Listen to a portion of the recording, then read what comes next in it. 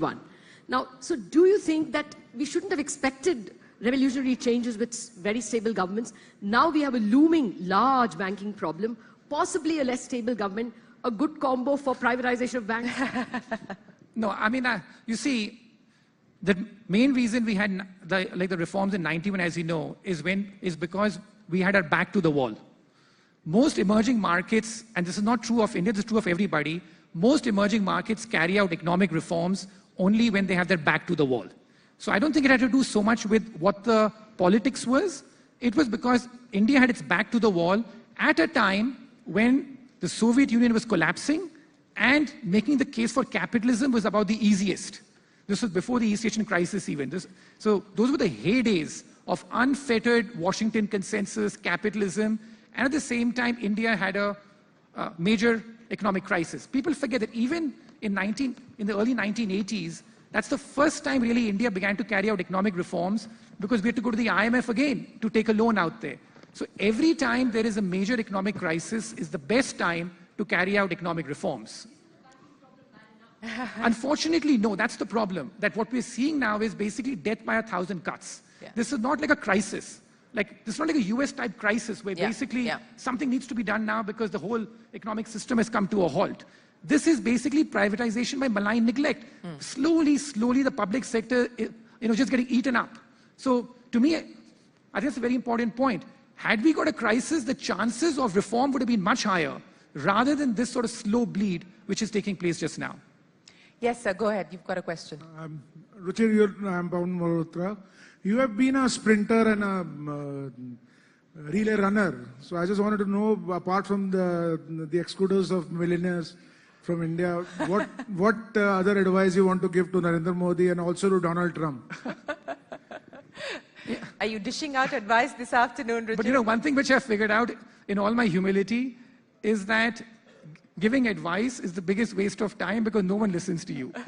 So you have become very pessimistic about Indian politicians. That's what I'm saying. No, I said the opposite. I'm sorry. I basically said the fact that I think Indian politicians do try, but the state is broken.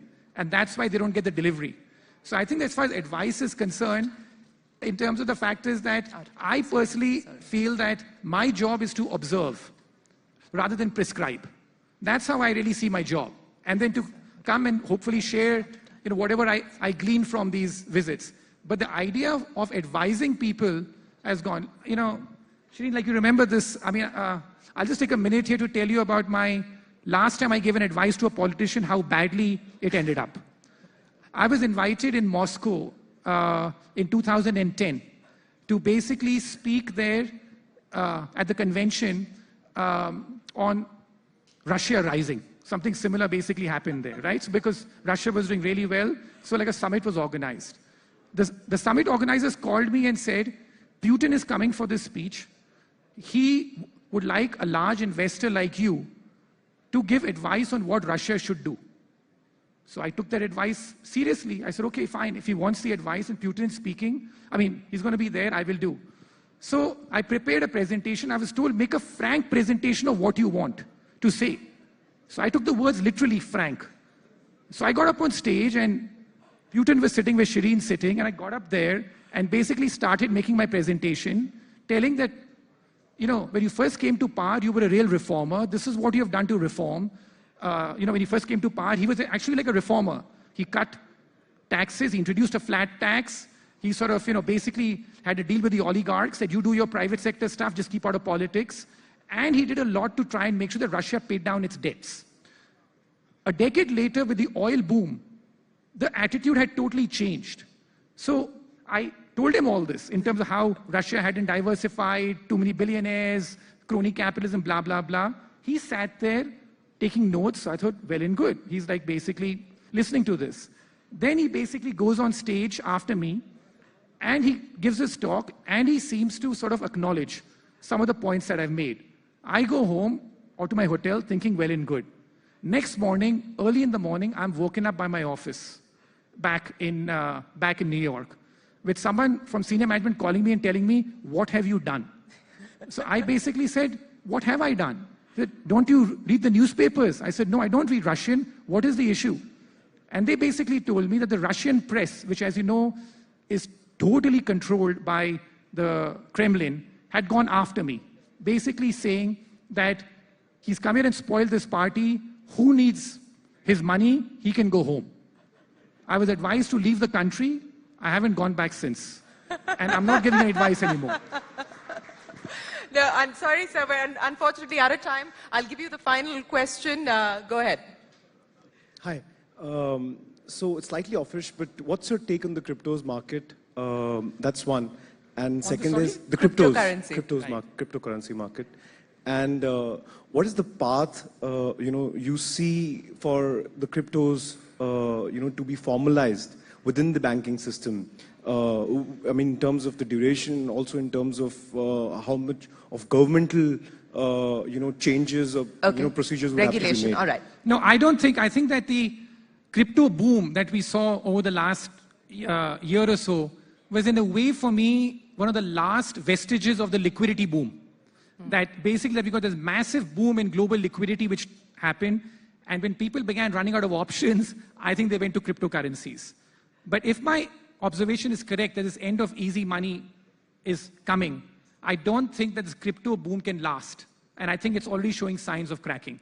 So I'm not that optimistic on this phenomenon. I think it's a speculative play, which was a late cycle play at a time when the cycle was, coming to an end with too much liquidity.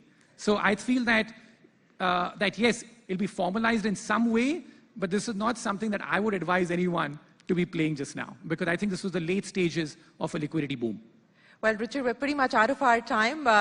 Just to pick up on the Russia story, if you were asked to make a frank presentation about what India should do, what would be the top 3 items on that list? I just told you that outside of privatizing No, banks, sorry. because you said that that's not realistic, not a realistic I expectation. love India. I want to keep coming back. So I'm not doing anything. Thank you. Ruchir Sharma, it's been an absolute pleasure. Thank you very much for a fascinating conversation about the economy and politics. Thanks very much for your time. Thank you very much, ladies and gentlemen. Thank you very much, Ruchir Sharma, and thank you very much, Shireen. I love that pearl of wisdom about never to give advice to a politician, especially if his name is Vladimir Putin. With that, ladies and gentlemen, we come to the end of our morning session here on day 2 of Rising India. We've got a power-packed afternoon session before you leave for lunch. I'd like to give you a reminder of who all we've got. Right after lunch, we've got Ranveer Singh, the man boy of Bollywood, and believe you me, he's going to make an entry into this audience, into this stage, the kind of entry you've never seen at any other event prior to this. So do stick on for that. We also have powerful chief ministers. UP Chief Minister Yogi Adityanath will be here later this evening. So will Punjab Chief Minister Amrinder Singh. We'll also have the new Meghalaya Chief Minister Conrad Sangma in our midst. And our final session tonight will be another power-packed Bollywood personality. Kangna Ranaut will be our final panelist tonight. So I'd advise you, and if I were you, I'd definitely stay back for the post-lunch session as well. I'd request all of you to come back to our hall by 2:10. So it's a lunch break for about 50-odd minutes. Please be back in this hall by 2:10. And in the afternoon session, my colleague Shreya Dhondyal will take you through the rest of the afternoon. Thank you very much for your time. Enjoy your lunch and the rest of the evening.